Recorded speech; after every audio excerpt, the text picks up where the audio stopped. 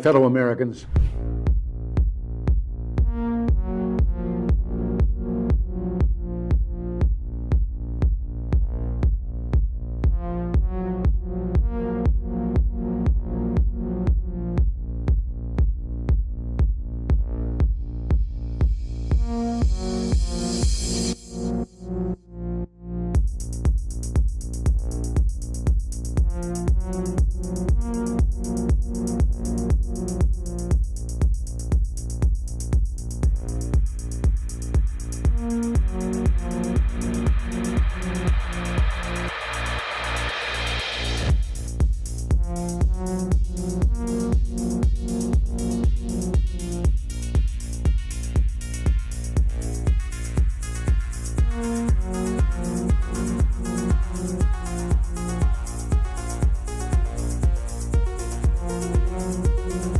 What do you have to say about dictators of countries like Indonesia, who we sell weapons to, yet they are slaughtering people in East Timor? What do you have to say about Israel, who is slaughtering Palestinians, who impose martial law? What do you have to say about that? Those are our allies. Why do we sell weapons to these countries? Why do we support them? Why do we bomb Iraq when it commits similar problems?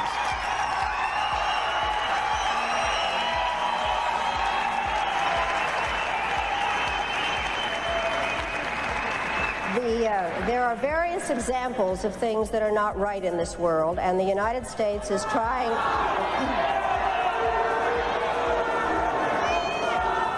I really am surprised that people feel that it is necessary to defend the rights of Saddam Hussein, when what we ought to be thinking about is how to make sure that he does not use weapons of mass destruction. I'd like to... shouting. Just a moment.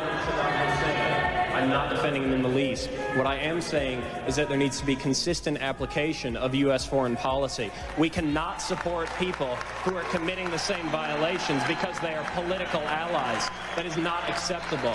We cannot violate UN resolutions when it is convenient to us. You're not answering my question, Madam Albright.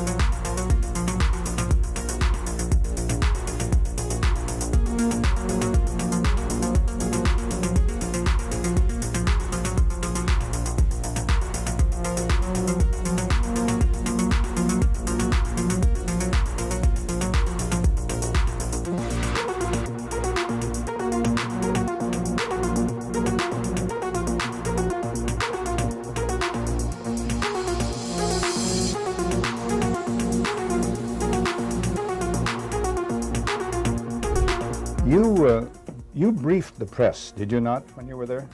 Well, I had several jobs. One of my jobs was that of analyst. I also was an interrogator and indeed briefed the press when we, the CIA, wanted to circulate disinformation on a particular issue. Disinformation is not necessarily a lie.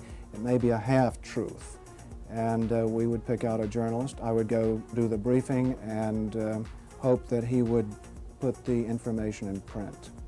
What was your percentage of success?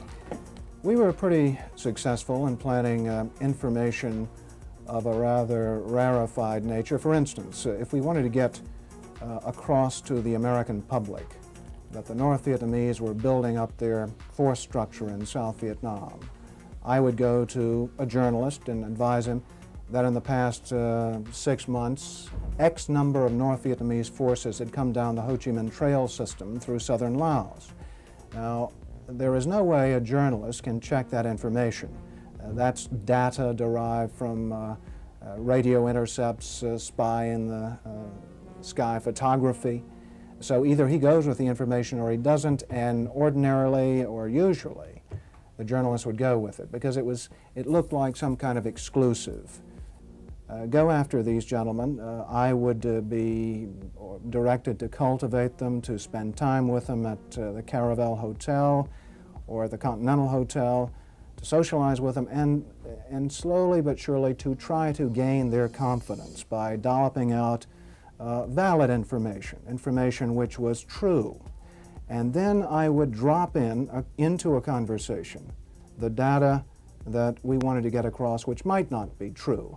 One piece of data, for instance, that we managed to plant in the New Yorker magazine had to do with a supposed North Vietnamese effort in 1973 to develop airfields along the border of South Vietnam. The reason we wanted to plant this information was that we were trying to persuade the U.S. Congress that Saigon should continue to get a great deal of aid, and that the North Vietnamese were the chief violators of the ceasefire accord. That was printed in the New Yorker magazine under the byline of Robert Chaplin, as indeed was a great deal of such information which we tried to circulate.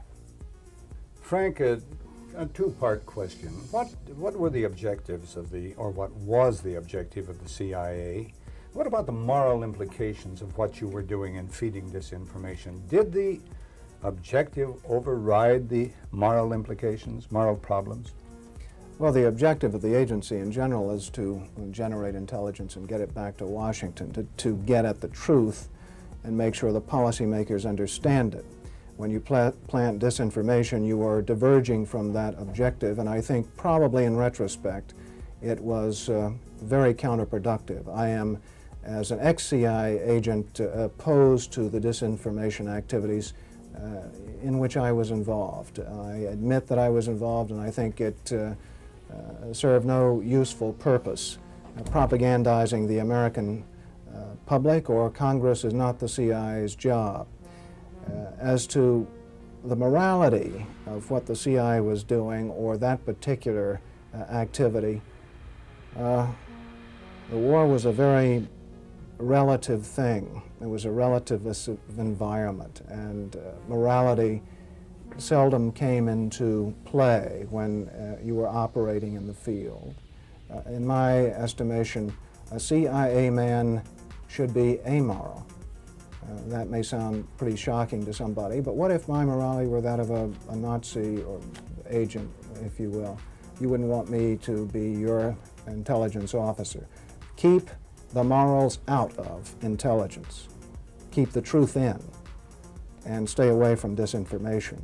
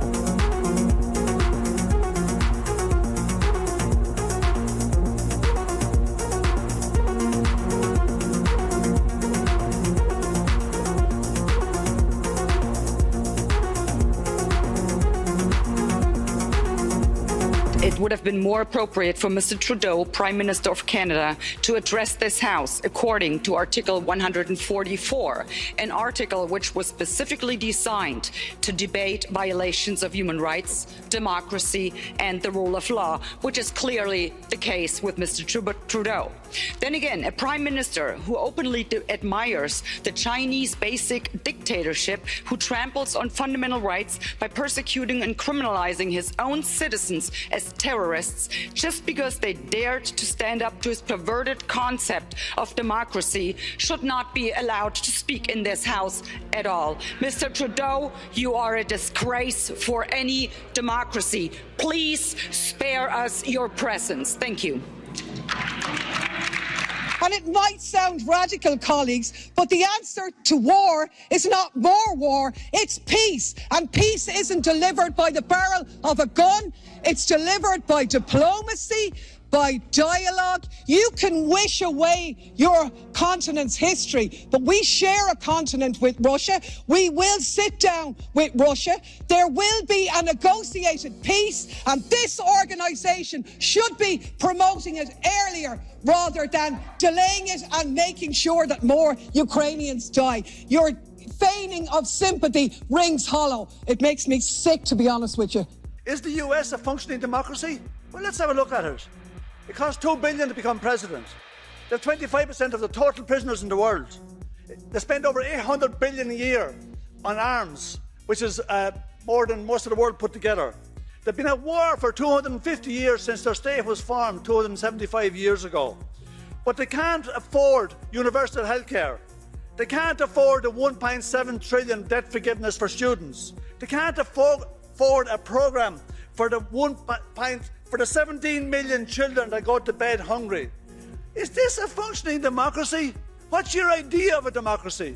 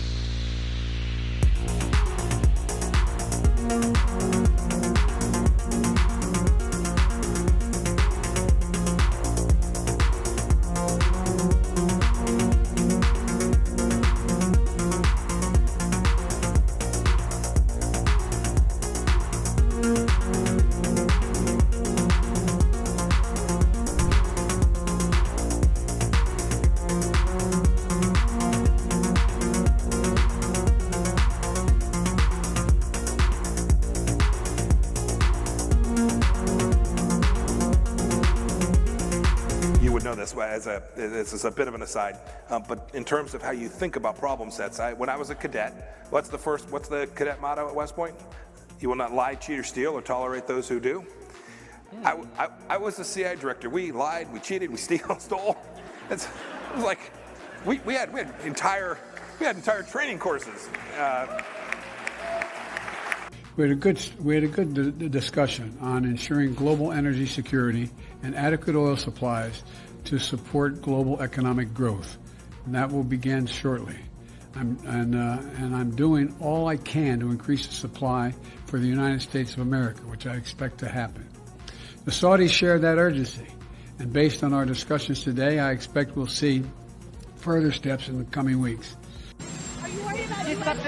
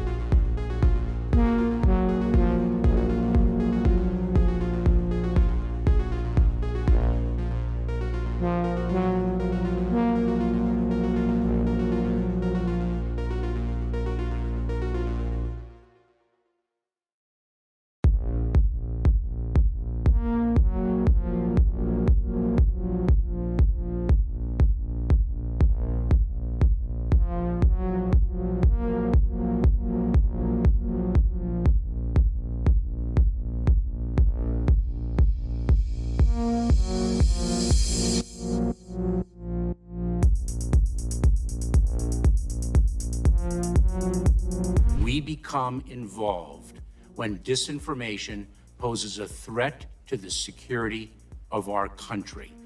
It is when there's a connectivity to a threat to our country.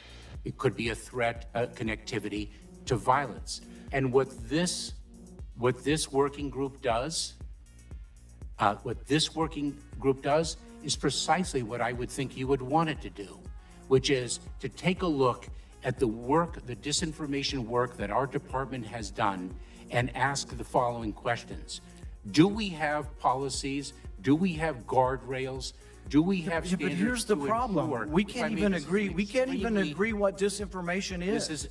You can't even agree that it was disinformation, that the Russians fed information to the Steele dossier. If you can't agree to that, how are we ever going to come to an agreement on what is disinformation so you can police it on social media? Senator, I have 2 points, if I may finish.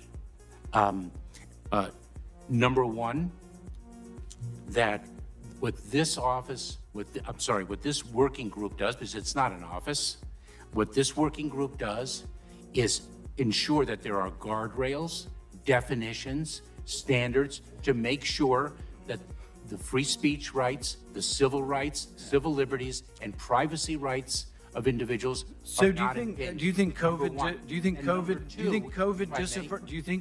disinformation threatens our national security? And number two, if I may, Senator, and number two, is it your proposition that when the cartels spread disinformation with respect to our immigration policies to try to lure vulnerable migrants to our border illegally? I think you've got no idea what disinformation is, and I don't think the government's capable of it. Do you know who the greatest propagator of disinformation in the history of the world is? The U.S. government. Are you familiar with McNamara, the Pentagon Papers? Are you familiar with George W. Bush and the weapons of mass destruction? Are you familiar with Iran-Contra? I mean, think of all the debates and disputes we've had over the last 50 years in our country.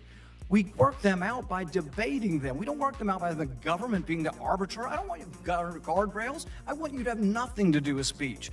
You think we can't determine, speech by traffickers is disinformation? You think the American people are so stupid they need you to tell them what the truth is? You can't even admit what the truth is with the Steele dossier. I don't trust government to figure out what the truth is. Government is largely disseminating disinformation.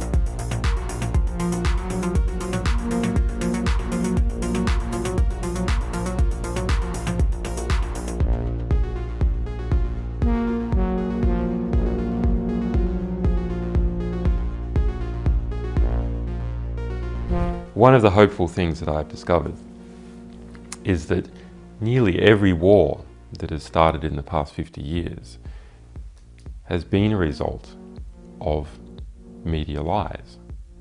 The media could have stopped it if they had searched deep enough, if they hadn't reprinted government propaganda, they could have stopped it. But what does that mean?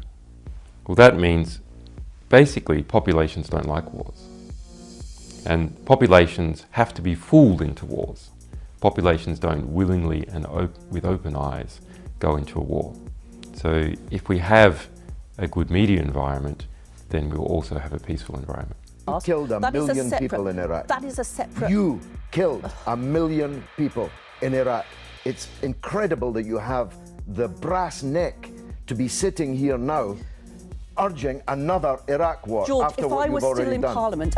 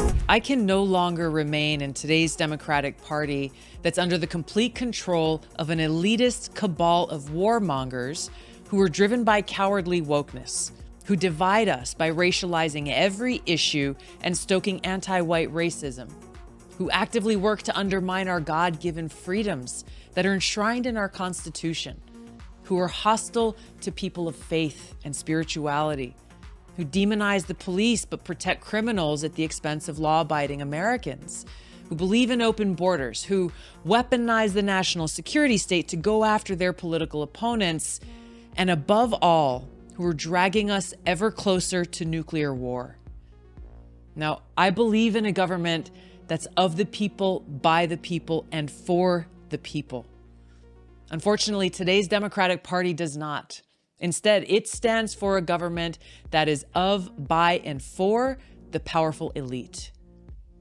Now, I'm calling on my fellow common sense, independent-minded Democrats to join me in leaving the Democratic Party.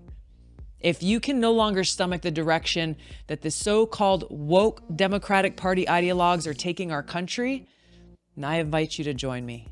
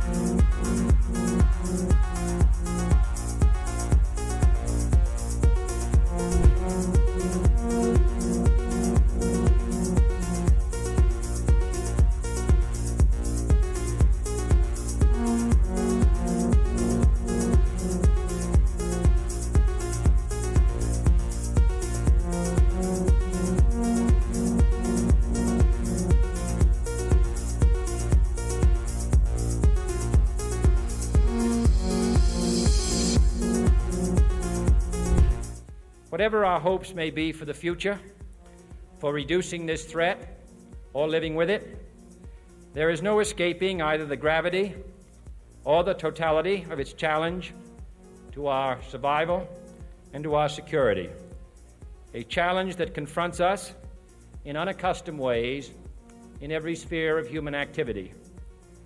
This deadly challenge imposes upon our society two requirements of direct concern, both to the press and to the President.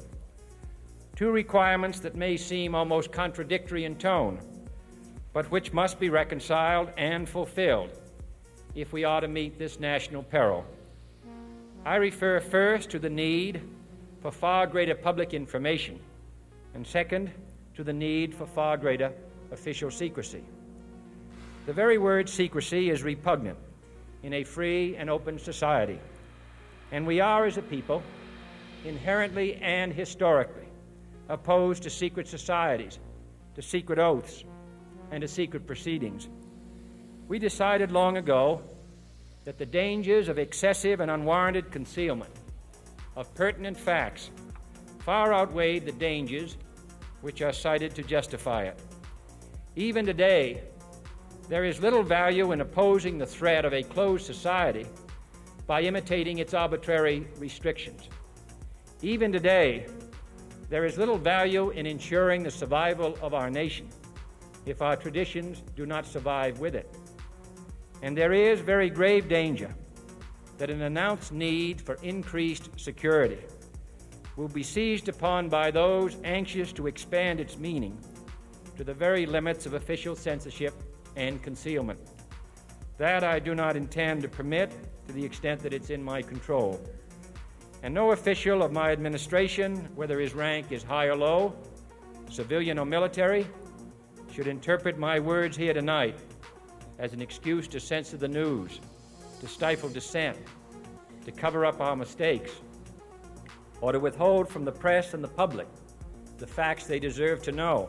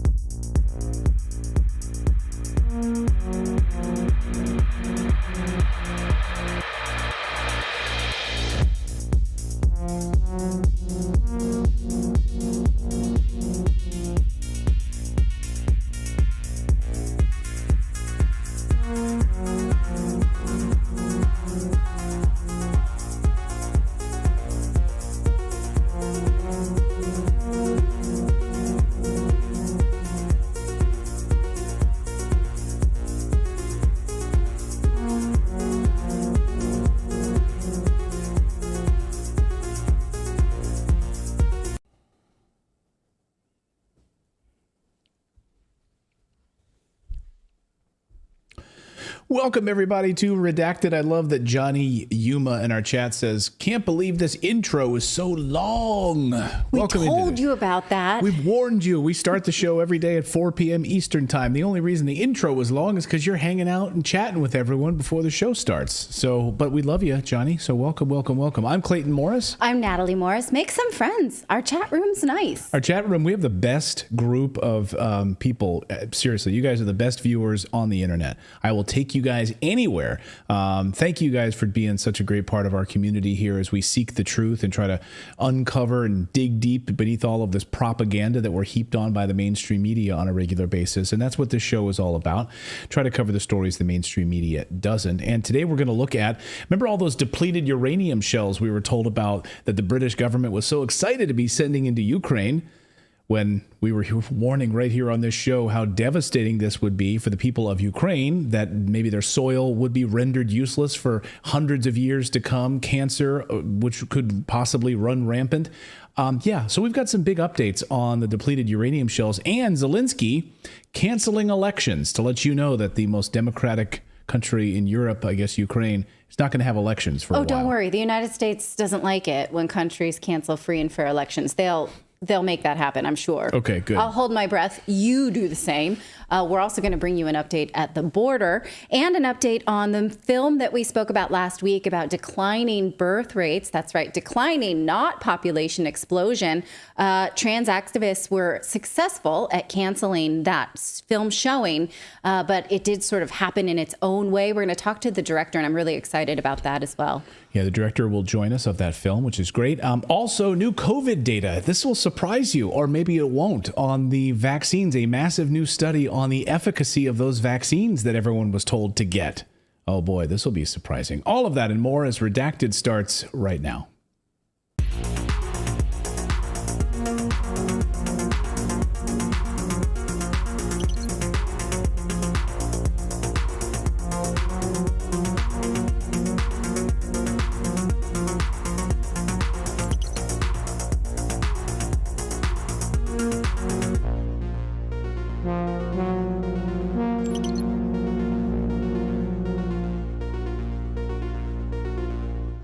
You mothers had a wonderful Mother's Day out there. On this show, we believe in women. We believe that women do exist, and we believe that mothers are the most important thing in the world. So happy Mother's Day to all of you mothers out there. Hope you had a wonderful day. Hope you got to celebrate with the family, or spend time remembering your mom or honoring your mom. That's right. Eve made me this bracelet. It's got a dolphin on it.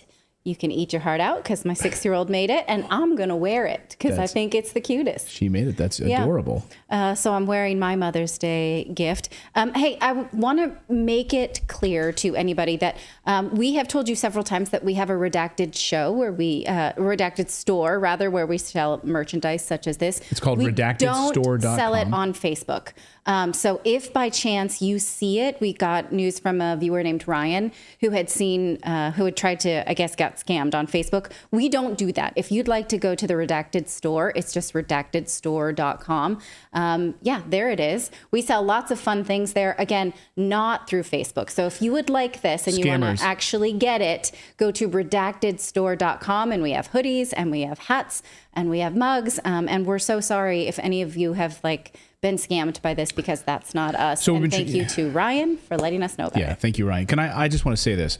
I fucking hate those scammers. These people that use our name and then go and put up a fake Facebook post or Instagram post, or they make Telegram channels or all of that stuff. Someone even wrote me that there's some red pill channel that steals our content and uses our name and puts it all out there and everything. Guys, we don't do that. We don't scam you. We won't ask for your information in that way at all. So please just go to the links that we tell you where the actual stuff exists. We are not on Facebook, and we do not have a store on Facebook. So I feel really badly about that. Really bothers me. And I want to point out too, people are if you get a private message from Clayton, from Redacted, from me, from Natalie, from anybody on the show or representative of the show, that is not us. We do not send private messages to anyone asking for anything. So yeah, I see people that are like, hey, I'm on your Telegram channel and there's a crypto and they want us to buy crypto and they want us to send money to a personal wallet and all this stuff. No, That is not me. Please don't fall for that crap. Okay, we would never do that to you. We are a news show. We hope that you have a great community here. We will never do that to you. So. I do sometimes direct message with viewers about things that they see or want to share, but I've never asked anybody for money. So don't buy things from me directly.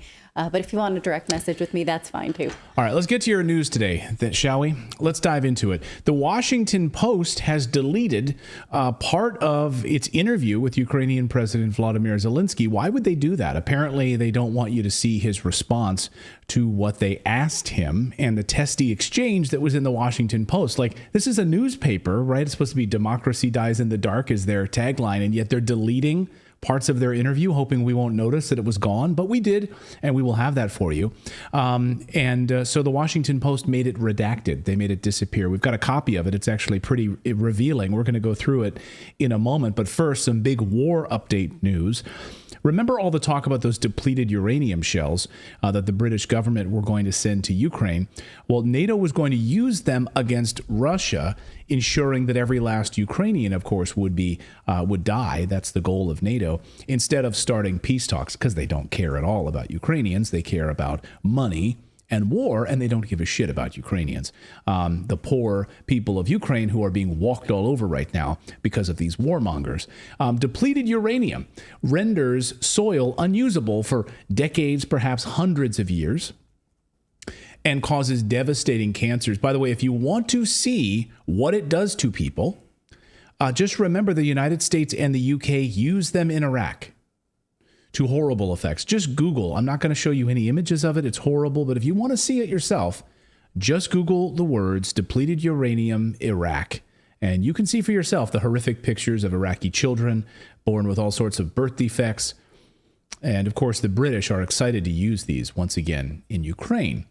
Remember how Annabel Goldie, the British Minister of Defense, admitted that they were sending these depleted uranium shells to Ukraine for use against Russia in those tanks that they were sending to Ukraine. She was proud to tell us this. She said this publicly, so this is not something that the internet is creating as a conspiracy theory. It came right out of the British government's mouth.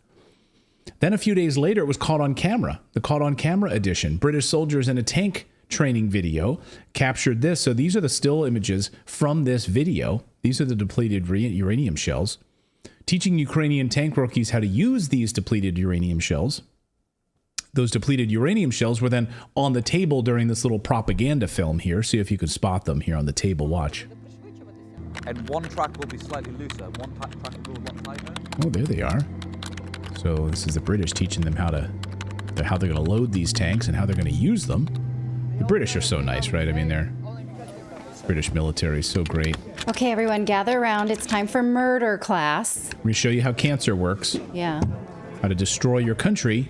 It's amazing, like, no Ukrainians are like, hey, so in East... This won't backfire on us, right? Yeah, how like in Eastern Ukraine, like all of that really fertile soil that's sort of considered some of the best soil in the world, like that's our land. We're going to use this stuff? We're going to use this on land we want back. Right. Okay. On our people that we pretend we haven't been hitting and killing for in a genocide for the last 9 years. But so it all makes sense, I guess. Makes total sense. How much do you want to bet that all the U.S. people that were there say, hey, you guys can't be on camera. Can you guys like step off to the side over here? We can't see any U.S. flags on your uniforms. Right. Yeah, hide all the U.S. flags. All the United States people, just go to the cafeteria. We just got to... For murder class. This is a British propaganda film that we can't have any Americans in it. Then Putin responded, of course, to all of this, telling us that he knew what the British were up to, and he told us exactly what he planned to do. He wasn't bluffing. Watch. Что Великобритания устами заместителя главы Министерства обороны этой страны объявила не только о поставках танков на Украину, но и снарядов с объединенным ураном. Похоже, что Запад действительно решил воевать с Россией до последнего украинца уже не на словах, а на деле. Но хотел бы в этой связи отметить, что если все это будет происходить, то соответствующим образом Россия вынуждена будет реагировать, имея в виду, что коллективный Запад начинает применять уже оружие с ядерным компонентом. Yeah, so he was going to take action on those and blow them up. He was going to blow them up. He wasn't bluffing about that. And he also reiterated those remarks in another speech. Well, this weekend, we learned that the UK government have, in fact, just supplied NATO forces in Ukraine with long-range missiles. They're sending a lot of these long-range missiles that can travel up to 155 kilometers to target inside of mainland Russia. So all of these things happening at the same time. Long-range weapons, depleted uranium, and talk of a summer offensive against Putin. So what did Russia do overnight to those depleted uranium stockpiles in a giant warehouse with all of these other NATO munitions? This is what Russia just did. Watch. Yeah, that's the massive, massive explosion of depleted uranium shells, among other weapons that NATO keeps sending. These, it's amazing, that these things wind up in these massive warehouses. Russia knows exactly where they are, and it launches Iskander missiles and destroys all of them. What is the purpose of billions of dollars being sent for this stuff? Here's another one. Here's another warehouse, another ammunition depot that was also blown up this morning. Yep, there it is. And hit multiple targets, no civilian areas. This was specifically ammunition depots, according to the reports. And they're saying, this is the thing. NATO created this mess. More NATO ammunition depots these are the only two that we're showing you, but there was plenty more. Tens of millions of dollars of ammunition hit by Russian Iskander missiles. Money well spent. Money well spent. Well, you have two options. You're going to blow that up if you know where it is, or you're going to wait and say, oh, I hope it doesn't come my way, right? He said exactly what he was going to do, and the West still thought that was a worth it type gamble to send those and put those there. Well, and we've heard, we know exactly what the goal is. The goal is to push back to boundaries pre-war and to topple Putin. Now, we've heard that right out of the U.S. Congress's mouth. This only ends with the end of Putin. So you think Putin's going to sit there and allow depleted uranium shells to be fired against their tanks? Probably not. And that was the response. What did we think was going to happen? That's exactly what happened. So now the question is, well, what does this do? Is this like East Palestine now? Like clouds of radioactive chemicals in the air? Groundwater, soil? What's going to happen here? Now, according to Russia this afternoon, according to this is a Russian member of parliament, a nuclear safety expert from Russia. His name is Maxim Shingarkin. He says this pushing now by the West of depleted uranium is in the atmosphere and it's killed. He's like, no, that's a total lie. Don't fall for that lie. These are his words. He says that it would have to be heated up to thousands of degrees Kelvin, like 14,000 degrees Kelvin for that to happen. And the only way that happens is if they're fired in battle, not like this. So here's him explaining it. Let's see if you agree. Listen. Украинские СМИ распространяют информацию о радиационном загрязнении территории Хмельницкой области якобы по вине Российской Федерации. Сразу можно сказать, что это откровенная ложь. Да, действительно, на территории Хмельницкой области находились склады с боеприпасами, в том числе для английских танков, в том числе с боеприпасами, которые в своем составе имеют уран. По сути дела, это такие бронебойные урановые сердечники, задача которых пробивать броню. Но могли ли они испариться от взрывов химических боеприпасов и стать источником радиационного загрязнения? Здесь нужно четко понимать. Дело в том, что такой сердечник потому и делается из урана, что его задача на высокой скорости ударить в броню и, приходя во взаимодействие с толстой стальной броней, расплавляясь, проникать внутрь за счет высокой ударной энергии. И только в этом случае достигается температура плавления, и эта температура 1400 кельвинов. Но сколько бы ни взрывали рядом с этими урановыми сердечниками обычные химические боеприпасы, а тротил, гексоген — это все первая сотня градусов в точке взрыва, нельзя добиться ни фактически разрушения этих боеприпасов, тем более никакого испарения, которое к тому же должно стать масштабным радиационным загрязнением. Еще раз поясню. Масштабное радиационное загрязнение возникнет, если киевская хунта начнет применять эти боеприпасы на территории России и Украины в ходе боестолкновения. So, well, I have an idea. Yeah. I mean, look, this is a Russian guy saying this, so we don't know. It's a Russian member of parliament. This is not science that I can verify. It, right I've here never and played, now. When I was a kid playing with depleted uranium shells in the sandbox, Right. and I would, try to light them on fire or use my magnifying glass like I was burning ants. Oh. I never reached had 1400 Kelvin. Yeah, never reached 1400 Kelvin, so I didn't end up with. Okay, well, here's my idea. The United Nations IAEA could come out and verify the nuclear radiation or any kind of radiation in this area. But wait, they have refused. Russia has invited them into the Donbass area which was being shelled around the Zaporizhzhia power plant. Yeah. They came in, they looked around, and they said, "Stop doing this." And they left. That was really all we got, right? Russia continues to invite them to come and look at these battle sites. They have not wanted to do so. So if we wanted a neutral body to validate this science, well, they could. Well, we could also rewind. They don't want to. But we could also rewind the tape a little bit back to when the British Minister of Defense saying we're going to send depleted uranium to Ukraine. Then they're caught on camera in that propaganda film showing them off.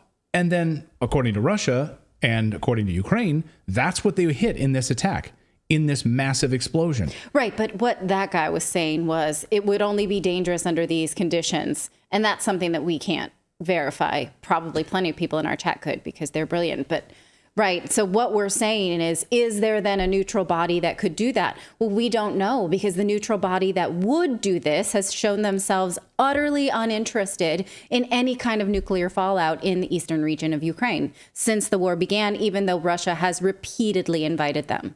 Yeah. Some people saying Rumble is down. I don't know. Rumble's been under a lot of attacks lately. I don't know if that's the case. Do you guys know if Rumble's down? It's running fine for me. I'm looking at it. All right. We've got about 10,000. It's running a bit behind. So okay. It's a little slow. But yeah, I know Rumble's been under a lot of attacks from DDoS attacks. So I'm sure that YouTube is not a fan of them. So anyway, Germany announced that they're not done sending weapons to Ukraine, sending the largest new weapons package yet to Ukraine. Olaf Scholz announcing nearly $3 billion in aid going to Ukraine, more weapons. So that means more weapons can be just blown up by Russia in this never-ending, war. That's what we're slipping towards. There's growing concern that maybe sending more ammunition and money to Ukraine might not be the best idea. Imagine that. That actually prompted one of Zelensky's top advisors, Podolyak, to go on television threatening Europe. See if you find this to be a threat. I'll let it up to you. I won't lead the witness. You already have done that. All right. I see it as a threat to Europe. Okay. That's the way that I see it. That these are threatening words. Like if you don't send more money to Ukraine, more weapons, there will be terror attacks in Europe. I'm not going to lead you into what I think this is, but I think this is it. Yeah. I'm not going to tell you I'm not going to tell you he's an asshole, but he's an asshole. All right, let's watch for ourselves. No, totally draw your own conclusions. So he's basically saying, stop talking. Roll the tape. Let me just be contextual here. He says if you don't send more weapons to Ukraine, there will be basically terror attacks against Europe. Watch. Пан Борель мав би продовжити сказати, якщо ми перестанемо давати зброю Україні, це буде означати, що Україна буде загеноцидена повністю, що після цього почнеться війна в інших країнах, що після цього суттєво збільшиться кількість терактів у Європі, і після цього ми взагалі в Європі більше не будемо собі сидіти в ресторанчиках і їсти круасани спокійно, тому що не ми будемо вже керувати процесами і політичними, і іншими процесами у Європі. Оце треба продовжувати просто казати, тому що сьогодні така ставка. Okay. Don't get used to your croissant and coffee. So, yeah, if we don't get more weapons, if deliveries don't come to us, then there will be an increase in terror attacks in Europe. Draw the connection, draw the lines there. They must hire the same propaganda firm that we hire in the U.S. This just sounds so familiar. Right. That's the whole fight them here so you don't have to fight them there. Yeah. Oh, I mean, it's all of the talking points of the Iraq War. Strike that, reverse it. It's the whole talking points of the Iraq War, right? It's we've got to stop we've got to stop the evildoers. We've got to stop them, or terrorism is going to come to our backyard. Are you scared of terrorists because they're on their way? That's the whole game plan. But he's not saying that it will be Russian terrorists. No, he's just saying terrorists. So who's going to do the terrorizing? Who is it? Who's going to? We didn't get our weapons. It's just the whole. You're going to have terrorism. It's the whole like if we don't get our weapons, the terrorists win. Like what terrorists? I don't know. It works in the U.S., so they're not exactly sure, but they know it's a popular phrase here. I mean, this is definitely I think it's just suggested that it's Russia. I mean, I think people understand that that's who they mean. Well, I'm not so sure you hear them because. say- Go ahead. Well, I was just going to say, you hear them say if they don't get control of Russia, Russia's going to continue to invade other countries. I mean, even Rachel Maddow had said that. Like, that's their whole thinking, is that if they don't win, Russia's going to just go on this mad tirade to take over all these other countries. Right. Yeah. Yes, but because we live in Europe, I want to say that the fear and the discussion of Ukrainian gangs is real. And so that was sort of how I found it, because of sort of the discussion of, because Ukraine terror cells are something that Europeans discuss in a very real way. And so I thought he was alluding to that and those pre-existing fears. So, we'd have to get him to clarify. Yeah. Like, are you talking about Ukrainian gang terrorists that are going to go? Like, we didn't get our weapons? That's what I thought. I know. That was my thought, too. That is a topic of conversation across Europe. Oh, yeah. And you're not allowed to talk about it in polite conversation, though, because, like, if you say it out loud, then people are like, oh, how dare you? I mean, it's like mom groups saying who's breaking into cars in certain regions. This is a topic of conversation. It's not something that I bring up or have any data on. It is something that is brought up in conversation in Europe. That's all I'm saying. But if that's what he's talking about, then how does sending Ukraine more weapons stop Ukrainian terrorists? I don't know. Okay, I'm not saying this is a rational threat. No, I know. I'm just saying, it just really, on its face, it just doesn't make any sense what he's saying, period. No, but it's just a fear tactic, right? But I think he's playing to the whole, like, first they came for me, for my neighbor, and I didn't say anything, and then they came for, they're coming for you next. He just does so in an ineloquent way. I want to get to this Washington Post part of this story. So, that's a great way to gain support in Europe. Send us more weapons, or you'll see terror attacks in your backyard. That's how the mafia works. Now to the Washington Post piece of this. The Democracy Dies in the Dark newspaper sat down with their favorite war hero, Vladimir Zelensky, hot off his trip, or actually just before his trip to the Vatican. He was there over the weekend, but they did this interview before he got to meet the pontiff. And by the way, this is the man who continues to stay away from Ukraine after that attack on the Kremlin. He went to Finland, then he went to the Netherlands, then he went to Germany. He was just meeting with Olaf Scholz to get a lot more money. Then he's in the Vatican now. So he's like, oh, hey guys, when are you guys back home going to start that spring offensive? Because I'm away.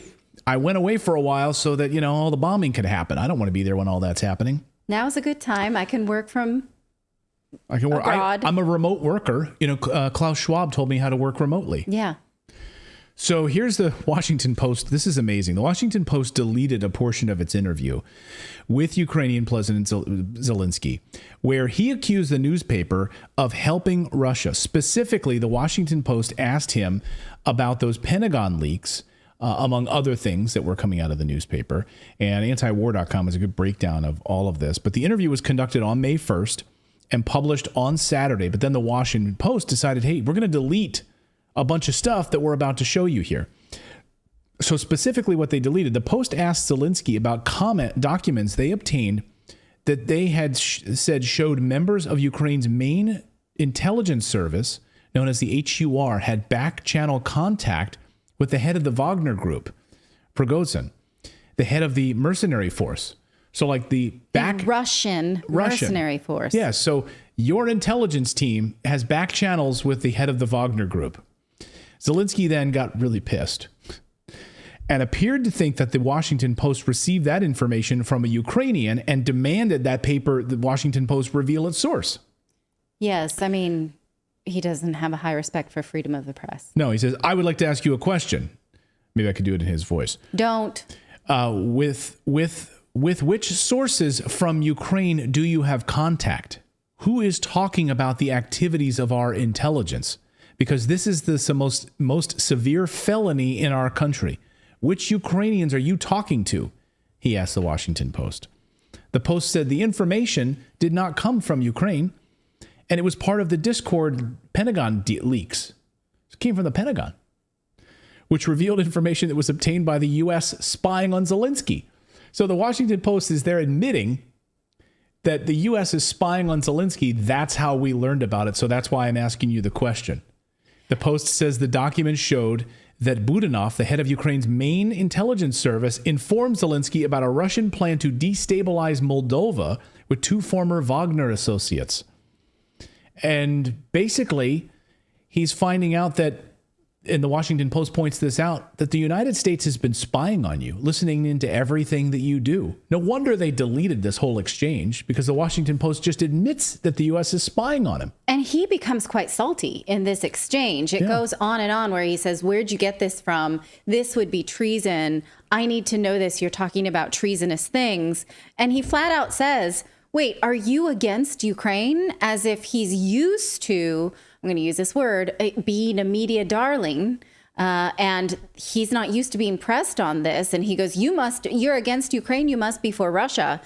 He makes these big leaps of loyalty because he's pushed on something that's he never gives a straight answer. Now, it's an interesting exchange. It's interesting that there's a journalist willing to push him on anything, really. And then it's extraordinary that they would delete it, that we don't get to see it. And another big revelation in this Washington Post piece is that there will be no parliamentary elections in Ukraine. So Zelensky admits he's getting rid of the elections. And yeah, here's the Washington Post piece. And so Zelensky's getting rid of the elections. In an interview with the Post, he says the Constitution prohibits any elections during martial law. The law says that after the end of martial law, I think elections will be held in 90 days. But right now, no, we were going to have them in October, but we're just getting rid of the elections. So, maybe up until August of next year, I want to hold on to power. I'm extending martial law. So we've gotten rid of churches. We've gotten rid of books. We've gotten rid of journalism. We've gotten rid of journalism. We've gotten rid of media. Certain schools. Now we're going to get rid of democratic elections. So remember when you were told by Kamala Harris at the beginning of this that we are fighting for democracy. That's why we are spending all of this money in Ukraine, is because we're protecting democracy. How many elections have we had during wartime? How many elections have we had? How many elections do we have during World War II? How many elections did we have during World War I, the Civil War? Okay, you have elections. Yeah. You don't just suspend elections. Well, especially because you think of people who are there who weren't allowed to leave, who were dragged into battle, who have lost family members for a battle they do not support, and you can't even vote out the leader who's dragging you through it, meaning you really are truly powerless. And this news must just feel so devastating because you have no agency in the future of your country. Yeah, I'm trying to remember. I don't think the United States has ever, have we canceled an election? Canceled an election. I mean, even during the Civil War, we had an election. I can't think of one off the top of my head where the United States canceled an election. Certainly during the Civil War, Abraham Lincoln suspended the writ of habeas corpus, but that's not the same thing. But anyway, let me know in the chat what you think about all of this, and let us know, because democracy dies in the dark, but apparently this is democracy, and this is what we're supporting in Ukraine. We've got more news to get to. We're going to talk about the biggest threat to the United States. President Biden says he knows what it is, and he gave a big speech on it. And then, like clockwork, the propaganda machine kicked into full gear around Biden's comments. Then he went off to vacation in Rehoboth Beach while the border is pouring in. Over 10,000 people last week came across the border on the southern part of the United States. We'll get to that. Plus, we're also going to look at The Birth Gap. The director from the movie The Birth Gap is going to be joining us to talk about that film and the backlash because of it. But first, we want to tell you about our friends over at Nugenics, because, guys, right now, if you're ready to boost your testosterone, get your old self back, our sponsor, Nugenics Total T, is offering a complimentary bottle. When you text 231-231 and enter the keyword Redacted. Remember when winning felt easy? That's because you were younger, your peak of your testosterone production, the winner's hormone, the man hormone. Wouldn't it be nice to get back to that winner's edge again and feel, that can-do swagger back in your step? Well, that's that's the place you go if you want it, is Nugenics. If you want more energy, more power to fight the negative physical effects of aging, Nugenics Total T Testosterone Booster with Testofen will help you turn back the clock, re-energize your life, and help you look and feel like the man you want to be. And now get a complimentary bottle when you text 231-231 and enter the keyword Redacted. contains man-boosting ingredients like testofen. It's been shown in clinical studies to boost free testosterone levels in men. With Nugenix Total T, you can fire yourself up and and feel amazing in the process. Nugenix is the #1 selling testosterone booster at GNC and Walmart. If you're not totally satisfied, they're going to refund 100% of your purchase, plus shipping and processing. All of it. They'll take care of everything if you're not happy with that. Now, go get a complimentary bottle of Nugenix Total T when you text 231-231. Enter the keyword redacted. Text now, get a bottle of Nugenix Thermo, which is their newest, most powerful fat incinerator ever. Bikini season is coming up soon, so you want to look your best. Key ingredients to help you lose fat, get lean fast. Absolutely free. Text 231-231. You'll get that extra bottle totally free. Enter the keyword redacted. Text 231-231.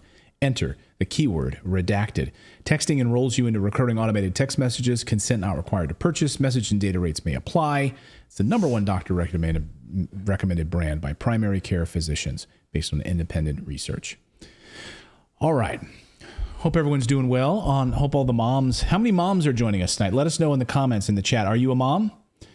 Hope you guys had a wonderful Mother's Day. Happy Mother's Day to all the moms. I wanted to say it again. If any moms joined us late, we honor women on this show. We believe women actually exist. Yeah. They're a whole different species. Thanks. Species. Cool. Mm-hmm. What were you saying, David? Are you saying something? I whispered biological. Oh, biological. Yeah. We honor biological women. You can be an adopted mom. It's not about biology as much. We just say women, but you can be we honor biological women. It's for women. Yeah. Sure. Yes. Who's the Philippines Miss Universe? Oh, there was a woman this weekend who won the Miss Philippines pageant. Miss Universe Philippines, I guess, I believe, or something like that, who mentioned that she thought that men should be excluded from women's sports, and that was a round of applause, earned her a round of applause. Yeah, people applauded that. Yeah. Imagine that. Hey, we got a lot of moms here tonight. Good to see all of the moms here. Good to see all of you guys. All right, let's take a poll right now on this show. Here's a poll for you. What do you think is the biggest threat to the United States? Is it the collapse of the family? Is it the collapse of the middle class? Is it the national debt? Is it the tens of thousands of illegal military-aged men pouring across the southern border in the United States and coming through Canada as well? Well, President Biden has his answer, what he thinks the biggest threat to the United States is. Listen. To stand up against the poison of white supremacy, as I did in my inaugural address, to single out as the most dangerous terrorist threat to our homeland is white supremacy.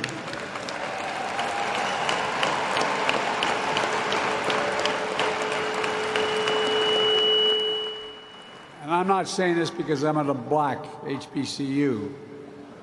I say it wherever I go. Wherever I go. Not just pandering to you here at Howard University for this commencement address and telling you all of the great things that I've done for the black community, like I chose my vice president, Kamala Harris. He mentioned that in the speech. Supreme Court Justice. She's the smartest Supreme Court Justice. She's also the one that couldn't define what a woman was. Yes. So he rattled off his list of black accomplishments yesterday. There was a lot of protests. A lot of the black students at Howard University holding up signs saying President Biden, Kamala Harris have done nothing to help the black community, and they do not care about black people. That's what a number of protests were holding up signs saying during the speech. Just for some context here. The cameras also didn't show those protesters. The mainstream media did not show those protesters during the event yesterday. So white supremacy is the biggest threat to the United States. Do you guys agree with the president? Do you guys agree with President Biden that white supremacy is the biggest threat to the United States of America? So all of this was coordinated, it seemed, because what's amazing is almost if it was coordinated, that's the way it comes across to me. A short time later, in Washington, D.C., literally like this was planned. Watch this. A group of so-called white supremacists then descended on the Capitol covered in face masks. Look at this. Like just a few minutes later. Okay. What do you guys think of this? It's like cleaner Antifa. No, look at it. Look at the face masks. They're all Yeah, exactly. Well, a lot of people think they're feds. So full-on face masks, perfect uniforms. They've all got the same hat. Who paid for all the flags? They're all being filmed, and they're all marching and walking in the same way. Capitol Police. Fit. I mean, I don't see very many unfit, like trained. You know what I mean? There's some, but they look military trained. Like they just look like the physique is the same. Like, that's automatically I thought Fed when I saw that. That's the first thing that came to my mind as well. And it's amazing. I think a lot of these false flags that we're now seeing, that we're hearing about ahead of time, like I think a lot of our audience, a lot of people who saw this story emerge are probably way smarter than they give anybody credit for.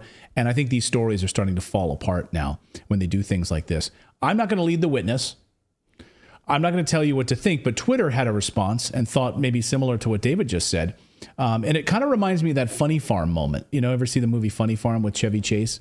When they're like they release the deer, when those people are coming to the house to like look at the house for the first time. And they're like, all right, oh, look, honey, there's ducks. And they're like, all right, release the deer. And then the deer go running. Yeah. That's exactly what it was like. Cue the deer. Anyway, so this person on Twitter thought that it was feds as well. Take a look at this. Fed. They're all pointing at feds. Okay. Here's another tweet. I like this one. Strange how they're all field agent age and in field agent shape. Not even one old fat man. Every single one looks like they could pass the physical requirements to be an FBI field agent. Strange coincidence indeed, this person says. Exactly. Guardian Angel says they even walk the same. Okay. And here's another one, says complete with a full police escort and a film crew as well. Yeah, they every angle is being filmed, of course, the whole time. Did you notice all the camera guys in that being filmed the whole time? And of course, they had a full, Capitol Police escort on bikes and the front and back as they were going up near the Washington Monument to speak and deliver their address. The timing of the speech by Biden was perfect, though, and according to reports, a number of illegal migrants poured across the southern border last week alone. So, of course, the man who's responsible for this border crisis would agree with Biden on the biggest threat to the United States is white supremacy. Listen. The president yesterday at his commencement address for the Howard University graduates called white supremacy the major domestic terror threat in this country. Is that correct? It tragically is. In the terrorism context, domestic violent extremism is our greatest threat right now. Individuals driven to violence because of ideologies of hate, anti-government sentiments, false narratives, personal grievances, and the like. And regrettably, we have seen a rise in white supremacy. I mean, like we saw a rise in white supremacy. Even in the moments after President Biden gave his speech at Howard University, there was a big white supremacist march of like 150 people at the Washington Monument. Like the timing of all of it, it's amazing how all of this comes together. And it's also extremely ignorant. Sorry, you go ahead. You go ahead. No, go ahead. Well, the FBI data doesn't show that white supremacy is actually the biggest threat to Americans. It's inner city gun violence and, inner city violence and so that's where do they get this coming from? Doesn't that seem like, oh, that is a given, we don't care about that, like we care about what's going to get you to the polls, right? So let poor people and people of color keep killing themselves with guns. That's fine. Like it happens all the time. It doesn't even make the news. Who cares? Well, in President Biden's re-election video that he released, didn't even announce that he was running for president. He released that video, and in it he says white supremacist MAGA supporters are the biggest threat. Extremists. Right. Yeah, right. So this falls right into that narrative. David, go ahead. Yeah, I was going to say, like, I don't know if you remember, but we covered this before, and the same group was arrested at one time. And if you look at, like, even to Occupy Wall Street and places like that, when these people with masks are arrested, to identify them, they take their masks off almost immediately when they're put in cuffs. These people were all in cuffs on their knees in front of police, and their masks were left on. So that just shows intent to keep their identities hidden.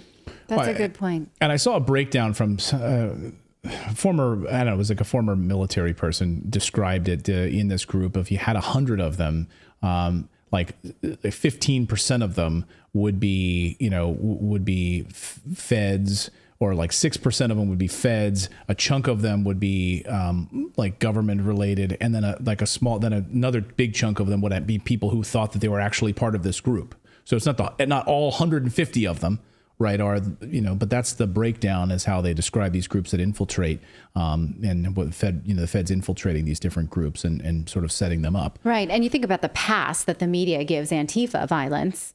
And, they're sort of setting us up with a juxtaposition. So it feels like angel on the left shoulder, devil on the right shoulder. And just the timing is amazing. He gives this speech calling out white supremacy at Howard University. And then all of a sudden, the media is all over this, covering a white supremacist march at the Capitol. Okay. And maybe it's totally legit.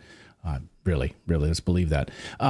So what about the border, Mr. Mayorkas? Like white supremacy is the number one problem at the border, according to you. 10,000 illegal migrants poured across the southern border last week. 10,000. And here's new video courtesy of Texas Congressman Representative Tony Gonzalez, who his office sharing this because the media is not allowed inside these processing centers. This is the Border Patrol Center Processing Center in El Paso, Texas, on Friday. Take a look. Here it is. He says they have a max capacity of around 1,000, but there were 6,000 there that day. This room capacity is 120, but had 750 there. All military-age men. There's not good luck finding a woman or a child in any of this. All military-age men. You don't think they've been separated on purpose? Not according to the congressman. And this morning, we got word of this. This was breaking from Bill Malugin, who broke this story per CBP sources. Border Patrol agents in San Diego sector arrested Afghan national on the FBI's terror watch list after he crossed illegally with a group of migrants near Otay Mesa in California on Wednesday. I'm told FBI confirmed the match and is leading an investigation. So the FBI found these people crossing at the border on the terrorist watch list. And yet the white supremacists are the biggest threat to the United States. And then this was confirmed by the San Diego San Diego office as well, of the border supervisors there. On Wednesday, I received word from the Border Patrol officers that an Afghani on the terror watch list was arrested at the southern border. This apprehension occurred after the individual crossed the border alongside a group of migrants near Otay Mesa, California. So there you go. On the terrorist watch list coming across the border. But there is good news to report tonight. According to Homeland Security Secretary Mayorkas, U.S. border crossings dropped, he says this with a straight face, by a whopping 50% after Title 42 ended last week. Mayorkas made that claim on national television. Listen. Do you have numbers? I mean, how many have been released without a mandated court date? So we released a number because of the surge that we experienced before Title 42 came to an end. Now, with the 50% drop in the number of encounters at our southern border, we are executing our consequence regime exactly as planned. Okay, so 50%. Can you believe it? I mean, it's like overnight they've managed to stem the tide. Mayorkas conveniently omits the number of illegal immigrants they've released into the country without court dates or the ability to track them. Many are getting court dates, though. So there are a lot of these men, these illegal immigrants, that are getting court dates handed them. But look at this. Years in the future. You can't make this up. According to these reports, these migrants are being given court dates to appear. Look at the date on your screen. That's when they have to appear in court.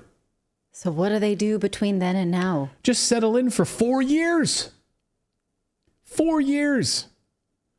2027, for those of you listening to the audio version of this podcast, it said April 13th, 2027 is when you have to report to the court. So spend 4 years doing whatever you want to do, and then come see us. It's unbelievable. And of course, I don't know what Mayorkas is smoking, because even Democratic Governor Kathy Hochul of New York says that New Yorkers are being squeezed. They're at their limits, and all of the thousands that have come in over the past few weeks, they don't have the room for them. Listen. Well, Reverend Al, hearing the numbers going down is good news, but it's small comfort to us because the word we're getting is that the majority of these individuals who are crossing, it's still high numbers, are coming to New York State. And we already have over 61,000, over 40,000 housed in New York City. They're bursting at the seams, and Mayor Adams is doing the very best he can in a difficult situation. Yeah, bursting at the seams from a Democrat saying that in New York, not even at the border, because they're being bussed up there. So don't fall for this propaganda. Here's Jay Johnson. He was the former Homeland Security Secretary. He said that he was excited, not excited, he was upset and had a bad day when we found we had 1,000 apprehensions. He's like, I can't even wrap my head around 4,000 per day is what's happening. Listen. My staff will tell you if it was under 1,000 apprehensions the day before, that was a relatively good number. And if it was above 1,000, it was a relatively bad number, and I was going to be in a bad mood the whole day. On Tuesday, there were 4,000 apprehensions. I know that 1,000 overwhelms the system. I cannot begin to imagine what 4,000 a day looks like. So, yeah, can you imagine? No, neither can he, clearly. I want to give Owen Schroyer a shout out, who's at the border. He's done some amazing coverage, and he last night posted this video capturing these buses that are rounding up these migrants under the cloak of darkness. The media is really not allowed. They're blocking them with buses. You can't even see where they're taking them, rounding them up and then driving them off into the United States at different locations all over the United States. And if you track them via cell phone, it's not just Texas. Oh, when it goes to Denver, Colorado, they're being overwhelmed. New York, Chicago, all parts of the middle. What do you call the middle of the country? Where the I used to Rocky live? States? No. Midwest. I can't, like my brain fried. Not the Rockies, the Midwest, the East Coast, West Coast, Midwest, all over. And here he is last night with these buses, watching these buses just drive off. Watch this amazing moment. Ladies and gentlemen, this bus, they have dozens, if not hundreds of these buses all throughout El Paso, all throughout Texas, taking illegal immigrants everywhere.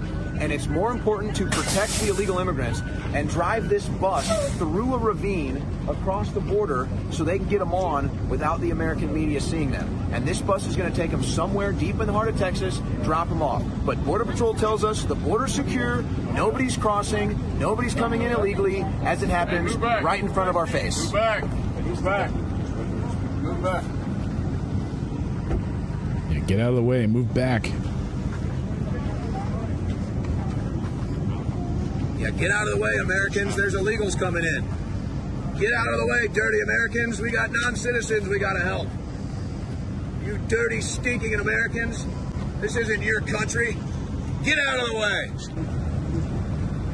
I'm so glad that we're making sure that the media can't see Biden's border invasion.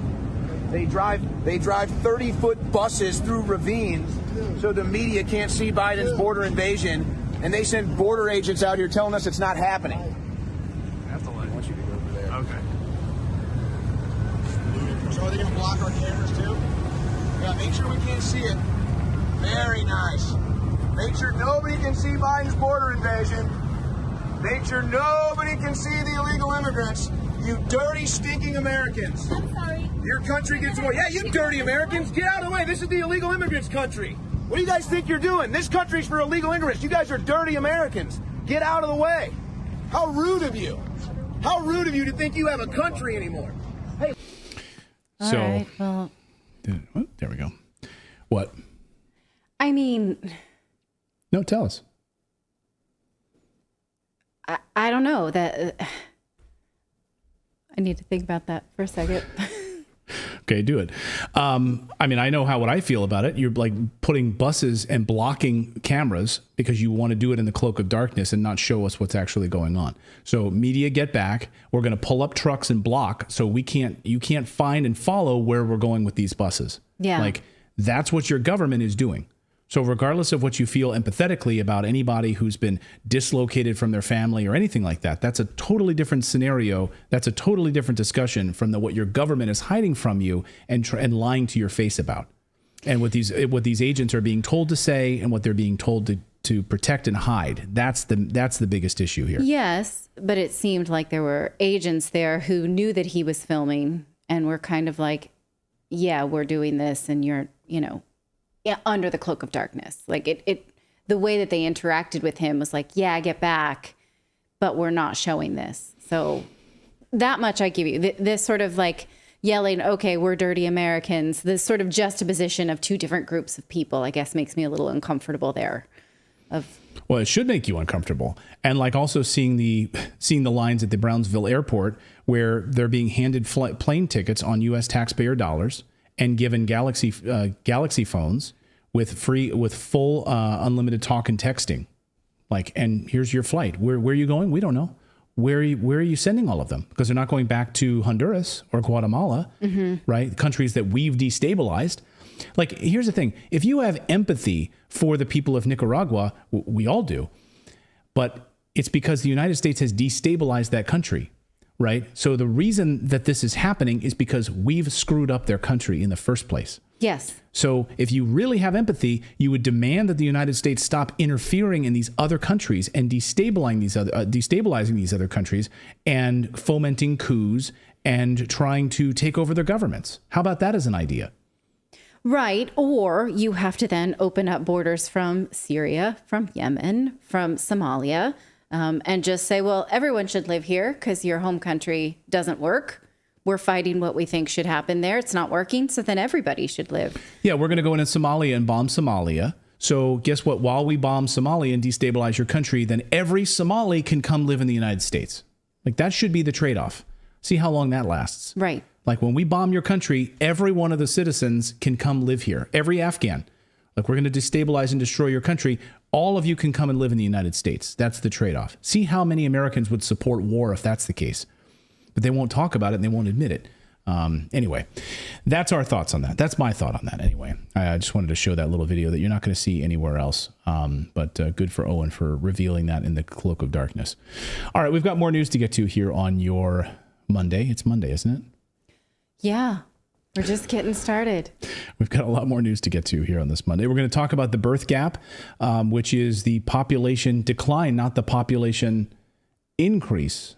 Yes, a new documentary, which was hotly protested by trans rights activists, is showing that there is, in fact, a birth decline, not a population explosion. And we should stop blaming babies on Mother Nature's decline, basically. I'm really excited to talk to the director of this movie because he's been through hell over the last 48 hours being protested for something he did not know was political, to just say that there is a whole contingency of women and men who have not had babies and are grieving those babies. And trans rights activists stood up and said, you can't say that.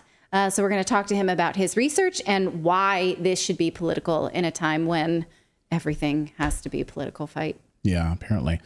But first, attention. Are you an investor looking for an easier way to trade stocks? And would you like 20 free stocks? With Moomoo, my favorite trading platform, there's no steep learning curve. It has a simple interface, easy to use, so even beginners can take advantage of the stock market in no time. Plus, it offers powerful tools, often reserved for experienced investors, like customizable watch lists and advanced charting capabilities. And now Moomoo even has added a powerful new earnings calendar, so you don't have to hunt and peck trying to find earnings schedules from your favorite companies.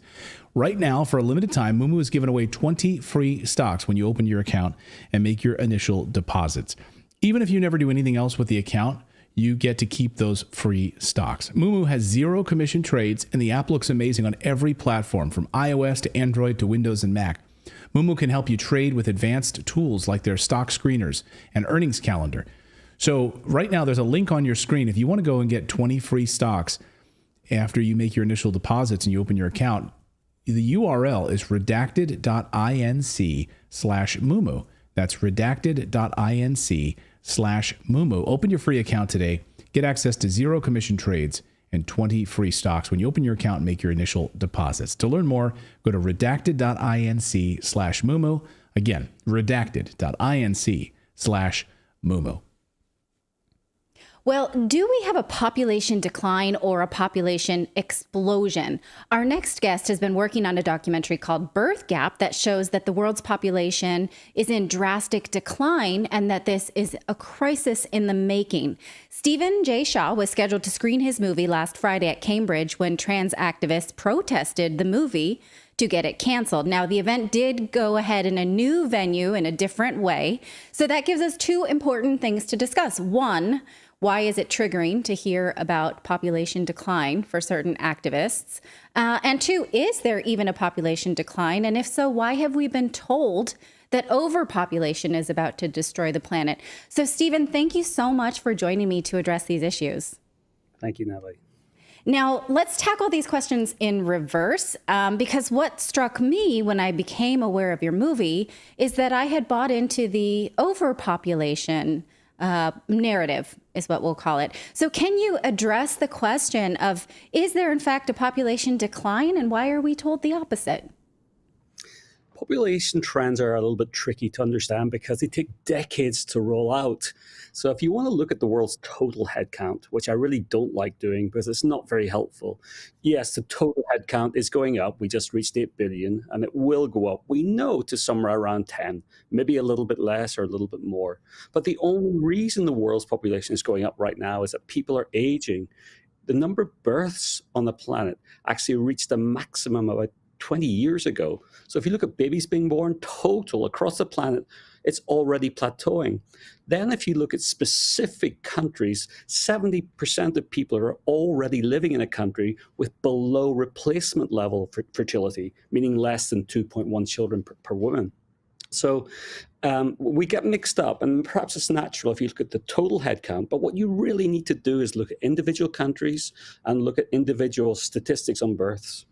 One of the things that people say when you talk about population explosion is they point to Africa and say, well, they have a population explosion, so it sort of evens out as if it's a sort of conundrum. Can you address this? I don't know if you want to even call it a conundrum. Well, it's simply the fact that Africa is several decades behind most of the rest of the planet in terms of population trends, but the trends are identical. The number of children per woman in sub-Saharan Africa is falling by 1 every 15 years, which is fast. Some countries like Malawi and Ethiopia, they're falling by 1 child every 10 years. So I liken it to a roller coaster. Some countries are at the front, already on the other side, like Japan, much of Europe. Some countries like US, UK, and France are somewhere towards the front, but not quite there, whereas Africa is in the kind of rear car, still in the way up, but the trends will be the same. Oh, so they are, in fact, heading in the same direction. There is a... Okay. And so one of the things that we're told is that this is bad for the planet ecologically. Now, can you address how that doesn't really work out because the wealthiest people have the highest carbon footprint? It's not necessarily just each baby then is exploding our pollution of the planet, right? Yeah, and trying to reduce population to help the planet is an incredibly inefficient way to try and do something if that's what we do want to do. You know, less people. First of all, it takes decades for that to kind of pan out. People live, 8 decades or more. So, and during the first 30 years of a person's life, consumption is very low. And at the end of a person's life, 65 plus, consumption is very low. But to your point, absolutely, if you look at Africa, these people in Africa are consuming 1/10 or less of what we do here. So pointing fingers at Africa and using that to justify population dynamics really is a very weak argument, I find. Right. It just sort of brings to mind this idea of like poor people who have to resort to using plastic bottles, and then people in the West with their like stainless steel $40 water bottles looking down at them. What you find is the reason families tend to have more children in parts of sub-Saharan Africa is that they need the children to go and walk 2, 3, 4 miles to fetch water to, help with crops. Once you reduce extreme poverty, you'll find birth rates fall even faster. So my concern is actually for countries who are poorer, that are not preparing themselves for a future like we're seeing in East Asia, Europe, and North America of rapidly falling birth rates. That is their destiny, it would appear, just like it has happened for us.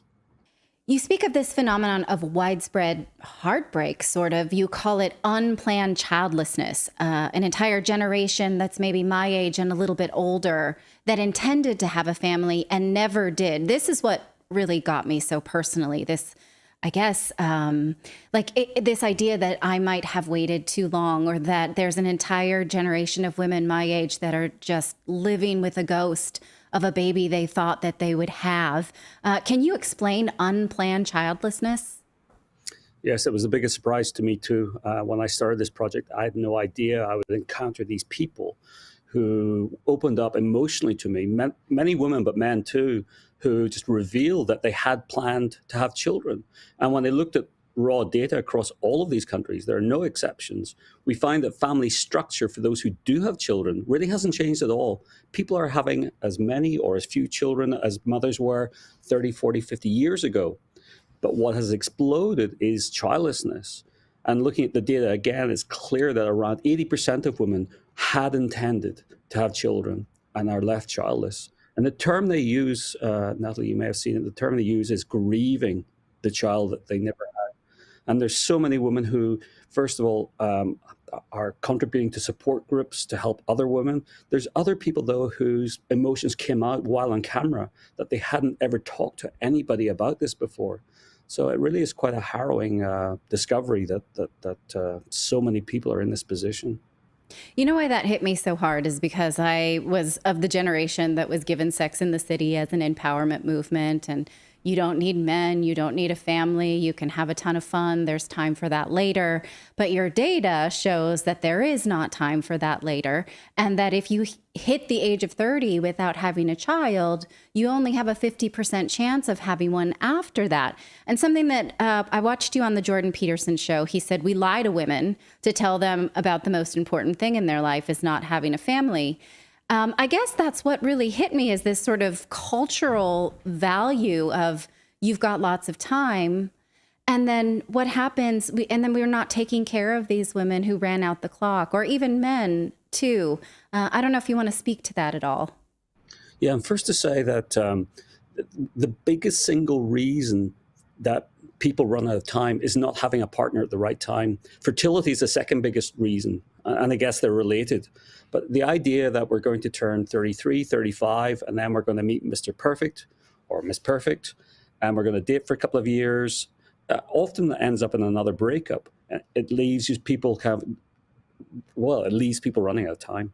Now, I did a survey asking people what age they thought they would have a 50% chance of ever becoming a mother. The most popular answer was 40, but as you've just said, it's actually 30 years old. If you have not had a child by 30, you've only a 50% chance of ever becoming a mother. One of the things we hear a lot is that we have increasing fertility rates, the highest infertility rate of any generation. And I think people sort of boil that down to environmental toxins, we have toxins in the diapers and toxics in the cleaning products. Did you look into that and whether or not maybe it's environmental fertility rates? Well, those factors may become problems in future, but they do not explain this trend at all. This is a trend that started in Japan, Italy, Germany, Spain, around the early 1970s, and it has grown constantly across the developed world and now the developing world for 50 years. You cannot map and correlate, environmental issues or bio issues that go back to that time in the same way.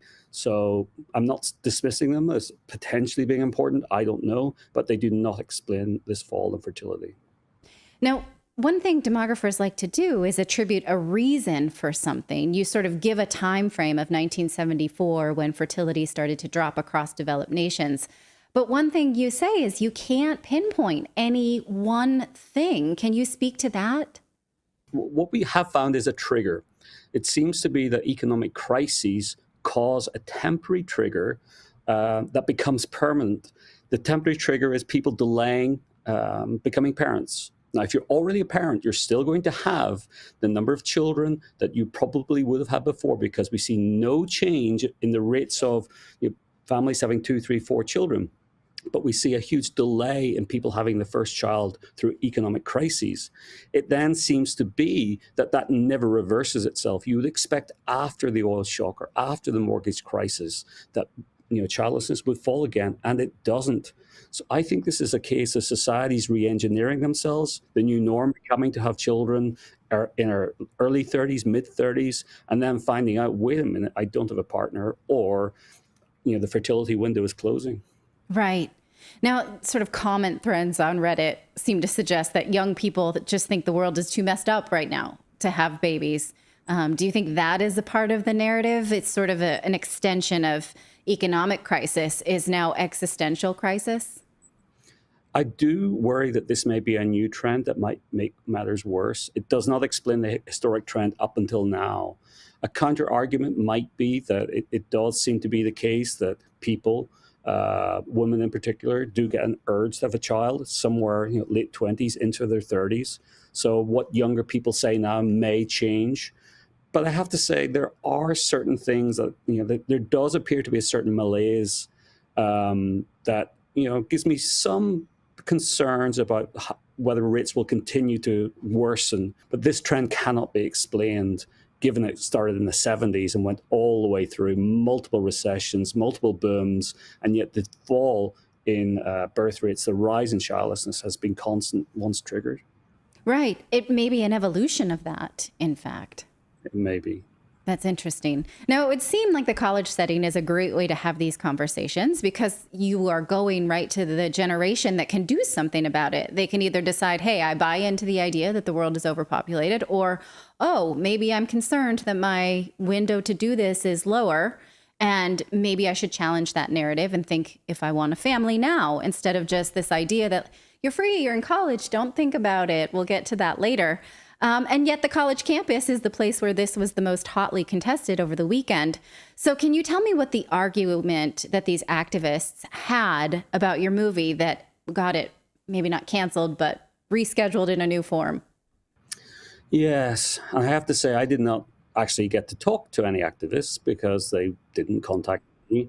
The university newspaper also would not talk to me to explain what they had heard. So I'm hearing this secondhand and thirdhand. The Q&A discussion that we ended up having, one of the academics on campus was so outraged about the event being cancelled. We were given private rooms to host a number of students. The intention was to meet for 90 minutes for a Q&A discussion. We stayed for 4.5 hours. These were students who were just infuriated by not being able to listen to me and to have this debate amongst themselves. The views that came out there, I would center around perhaps there being a threat to the worldview of some people. The idea that you would link motherhood in some way to, in their view, perhaps a man should not be someone who's telling women anything to do with birth rates, even though they never watched the movie. We know that. Even though I don't preach anything in this documentary, I simply allowed the people of the world, mainly women, to express not just opinions really, but to tell us the story of their lives. And also the crew that I was so lucky to work with across 4 years, there were 9 of us. I was the only man. The other 8 were women, young women who were just attracted to this project because they were so interested to understand the challenges between work-life balance, et cetera, and becoming a mother. So the idea that any activist would want to close down that debate was very surprising, very worrying, frankly, for society today. Yes, I think so too. The arguments that I read just sort of splashed about without any qualification was that it's anti-feminist to tell women that they're using or not using their fertility might have some effect on their life, which is crazy. And also, I don't understand why it wouldn't also be masculinist. I just made that word up because this affects men too, doesn't it? It does, and just as much, in fact, in the documentary you will see that come out. I don't use the word feminist in the documentary. I've never used that word in any commentary around it. I'm simply asking people about their lives. It's for others then to take the findings of the documentary and debate around it, and perhaps have a deep discussion on factors like feminism. I'm just allowing people from 24 countries to express what's going on with their life. So it's most surprising.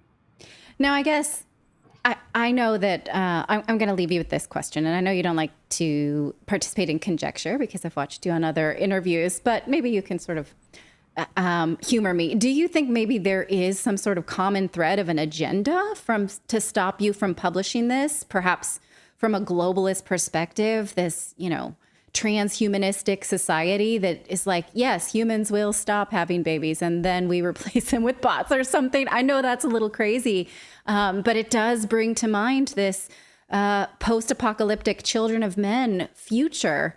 Do you sort of think that any of the rumblings around stopping your work feel like that? I think I have touched upon a nerve, perhaps from a number of communities whose worldview, whose narrative is based on an assumption, various assumptions, perhaps assumptions that the world is overpopulated, perhaps assumptions that the world is paternalistic, perhaps some gender-based assumptions. And I think they may feel threatened to hear different voices and different data. I've seen people try to challenge my data, which comes from UN databases. So I do feel more and more, or certainly after this weekend, I do have a concern that there's going to be an amplification of voices against the documentary. All I can hope is that people give it a fair chance. And I'm here to talk to anyone who wants to. If anybody has a genuine criticism, contact me. I want to have a discussion. So yeah. I mean, it really is not a political documentary at all. I've watched the first part. When does the second part come out? Well, we're working on distribution options right now. We have actually a Japanese television network who's picked it up. There's going to be a cinema run in Japan. We're hoping for something similar elsewhere. So we've released part one early on YouTube because I think the subject is so important that people are aware of. I hope by this summer I'll have more information on part 2 and part 3. Great. Well, I'm sorry that this happened to you, but I am glad that it raised my awareness about your project, and certainly something I've been speaking about with my children. So I'm going to continue to follow this, and I appreciate you taking the time to talk to me today. Thank you, Natalie. Fascinating. Yeah, I wanted to jump in. I was trying to keep my mouth shut, but people are saying well, hey, we went through reviews just cause, and the chat says, we went through 2008 collapse, COVID collapse. How can we even afford to have the amount of kids that we all wanted? But I don't think he says, and I certainly didn't get this from the first part of the documentary. It's not like they're telling you to go out and have kids. Absolutely not. And also what he's trying to force you to see is that life will be a lot more expensive for all of us if we don't. And that was the point that he makes on the documentary. Part 1 is the only part that's out right now. And he makes the point about how expensive it will be for us all to care for an aging population when there is a small working population left behind. Yeah. And so, it's almost one of those things where you're like, you will pay for it. You will either pay for the kids you didn't have, or you could pay for the kids you do have. But if there's no one coming up behind you, it becomes a lot more expensive. And a lot of people, like he says, have a lot of kids out of necessity for a workforce. Now it's it's less of a necessity because you don't need people to help you to get water and that kind of thing. Like the farm. Right, the kids to help on the farm. Right. But there's a different need that we either have to collectively say, well, we don't want to live like this anymore. And so we reorder society to have fewer of us. That is an option, but we should make it deliberately. Or we need to say, are we prioritizing the wrong things? And I think where this hits me, like I said, is that I was a part of this whole Sex and the City generation where we're like, look at that. We can have pretty clothes. We don't need men. We can, we don't need children. We'll be just as happy. We can have this fabulous life. And then there are all of these people, my generation and above, who are grieving those choices. We should have been warned about it. We should have been honest. And we did a disservice by just prioritizing something, like not letting people choose their own priorities. The way this same director was on Jordan Peterson's show, and it was fabulous. I suggest you watch it. It's almost 2 hours long. And Jordan Peterson says, we lie to people. We lie to young people and tell them their priorities are different. Like, we could reorder the world. We could say to them, have a family while you can, and then you can go to college and, optimize your career. We could change society if we wanted to. We just don't. Right. And so these are collective decisions that we should make. They should not just happen upon us. And then all of a sudden your clock's ticked and it's too late, because that's tragic and expensive. There's many layers here that are worth thinking about.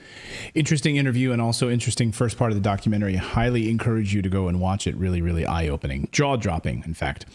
We've got more news to get to. In fact, we've got some breaking news on the Donald Trump front. We will get to that in just a moment. Yes, we do. We've got some Donald Trump breaking news, which we will get to. But first, we want to tell you about what's going on right now in the economy, because if you're tuned in, then you know experts are predicting a recession headed our way. Layoffs already happening in the government, ready to print more money, further devaluing the U.S. dollar. Last year was terrible for investors, and Zero Hedge reporting today that we could be seeing the first signs of a real flagging in the economy. So get ready, folks. Get ready, because right now it's best that you protect yourself against this declining U.S. dollar and these fiat currencies.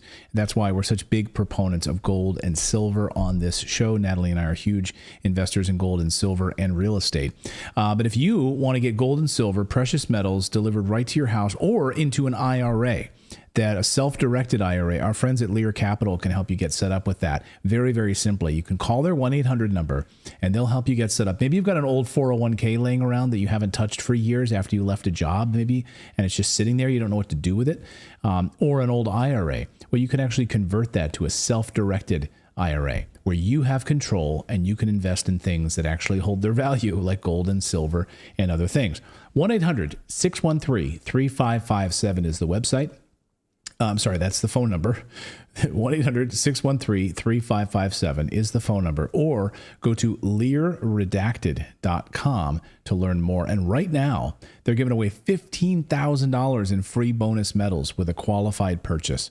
So to learn more, call their 1-800 number, 1-800-613-3557. I just see someone in the chat says, yes, invest in gold. Invest in gold. It's a tangible asset that's been around for 5,000 years as a store of value. We're big believers in it. Again, 1-800-613-3557 or go to LearRedacted.com.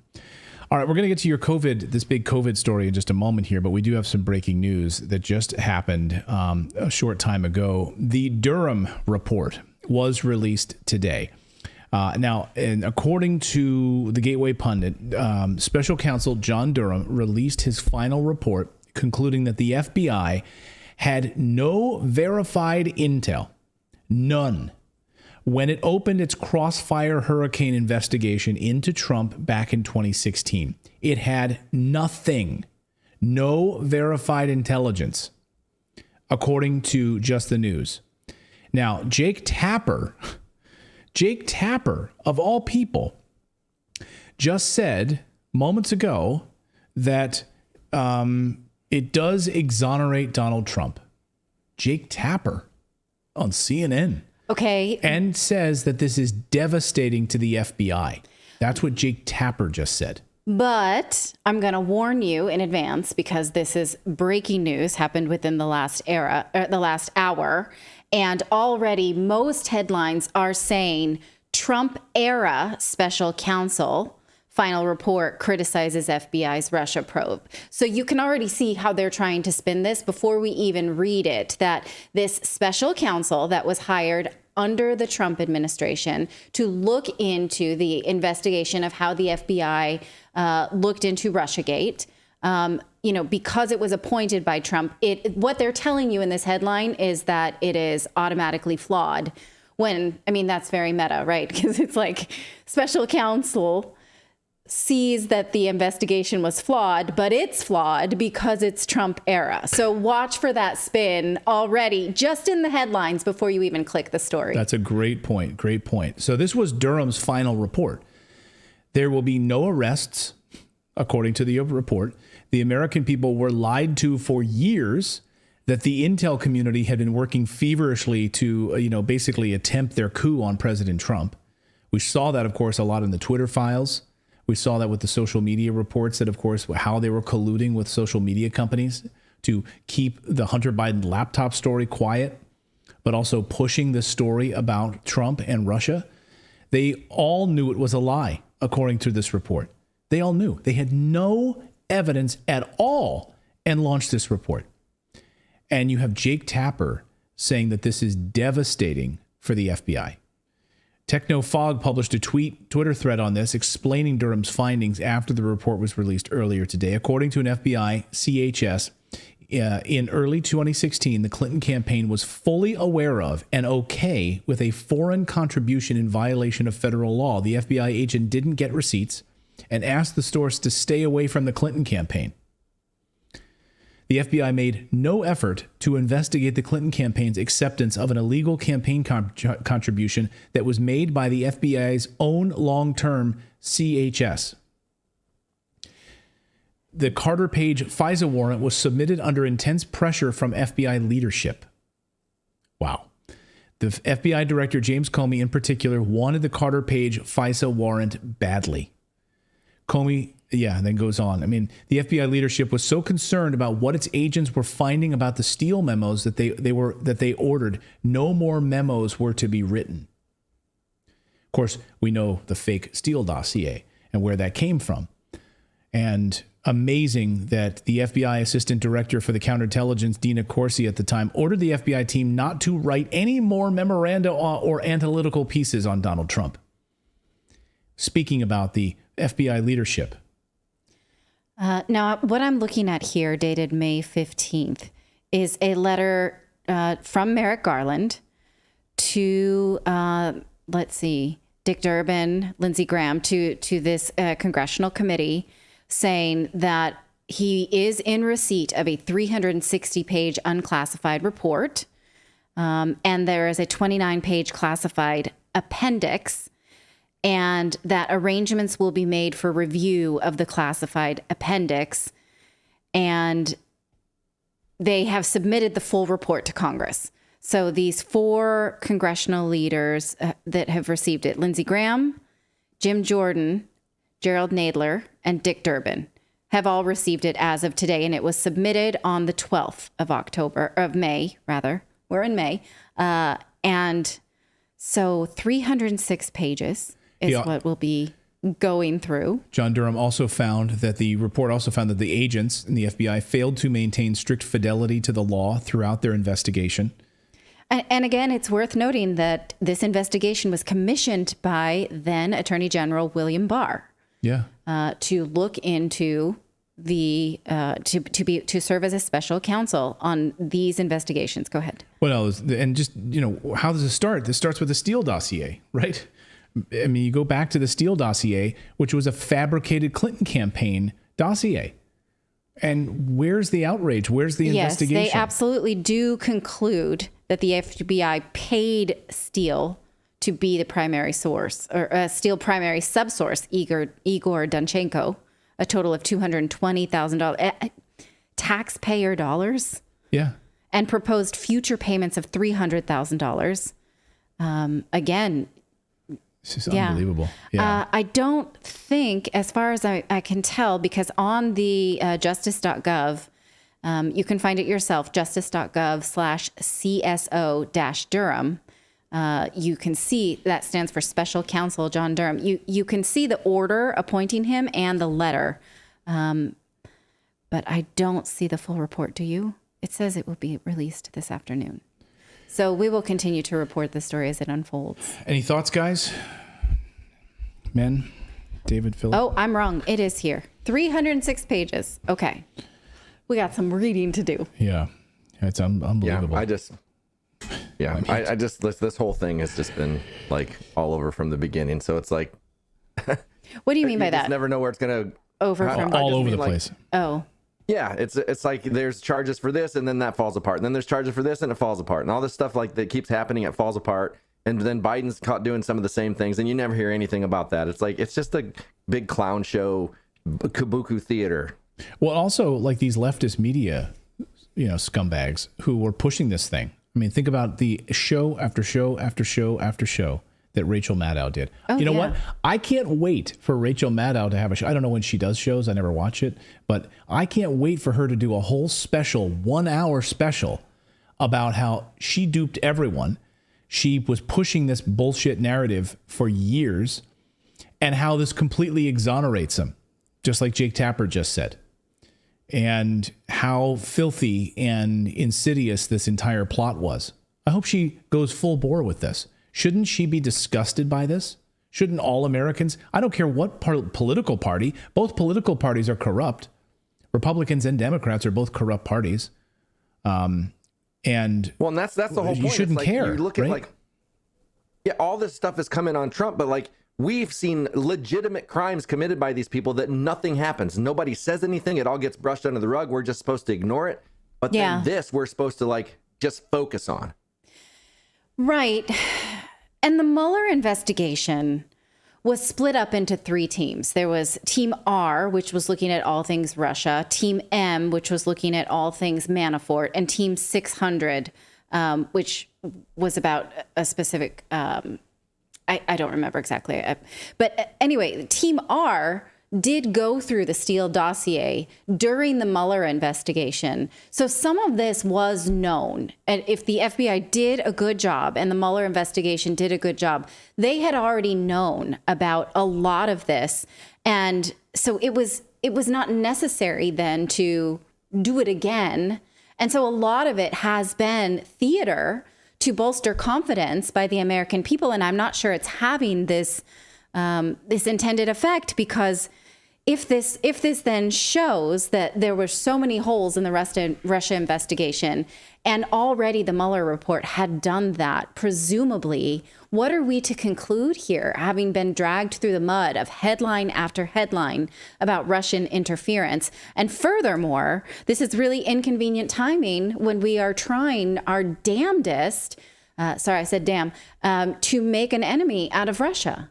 Yeah. And exactly. to blame everything that is undesirable on the internet on Russian disinformation. And we just got word that the FBI is admitting that the report is correct. The FBI is admitting that the Durham report is correct. Holy smokes. So the FBI responded just after its release under an hour ago, acknowledging that the report which concedes the findings in the Durham report are accurate. What? And they're saying that the conduct of that they've already put in corrective actions at the FBI to fix the things that happened to make sure that this doesn't happen again at the FBI. Which is what? Political prosecutions and investigations, politically motivated. Yeah. So you literally created politically motivated prosecutions of people, politically motivated going after people to ruin their lives. And political favors. Yeah. To one party. Exactly. So we'll look over here. Then we'll cover this up. Influence an election. We'll cover this up. Yeah, to influence an election. We'll cover this up and hide this and go after this person. Unbelievable. The FBI admitting that, in fact, yes, this is accurate. So there you go. That's your breaking news. The Durham report is out. And as Jake Tapper says, this totally exonerates Donald Trump. And it is... Russia? Does it exonerate Russia? I guess it exonerates Russia too by proxy. And the FBI admits that this report is correct. And Jake Tapper says it's devastating to the FBI. Wow. Can't wait for Rachel Maddow's full hour special on how she lied to the American people. We've got more news to get to, and I want to thank all of our new subscribers. We're close to 2 million. Can you believe that? We're close to 2 million subscribers here on Redacted on YouTube, and close to 350,000 or so on Rumble. So if you'd like to subscribe, please smash that subscribe button. Follow us. It's totally free to subscribe. I know people think, oh, I'm subscribing. Do I have to pay for something? No. It's free. Just hit that subscribe button on YouTube and on Rumble. You can follow us on Rumble as well. And for our next story, we have to move over to Rumble. We love Rumble. It's a censorship-free platform. But the story that we're about to do on COVID vaccines, we absolutely cannot do the story here on YouTube because of what we're about to reveal. We cannot talk about it here, but it's a bombshell study, and we're going to go through it, but we have to do that on Rumble. That's where we're going to go, which is rumble.com/redacted. You can choose your men and women of free will. You can choose whatever you like. If you'd like to join us, that'd be great. We would love to see you over there. But our stream will continue right now, unaffected, but over on Rumble. And YouTube will be back here tomorrow, again at 4 p.m. Eastern Time. Tomorrow, 4 p.m. Eastern Time is when we are live every day. So please subscribe and turn on the little bell notification, and we'll see you back here tomorrow. But meanwhile, come on over to Rumble if you'd like. Totally up to you. That's where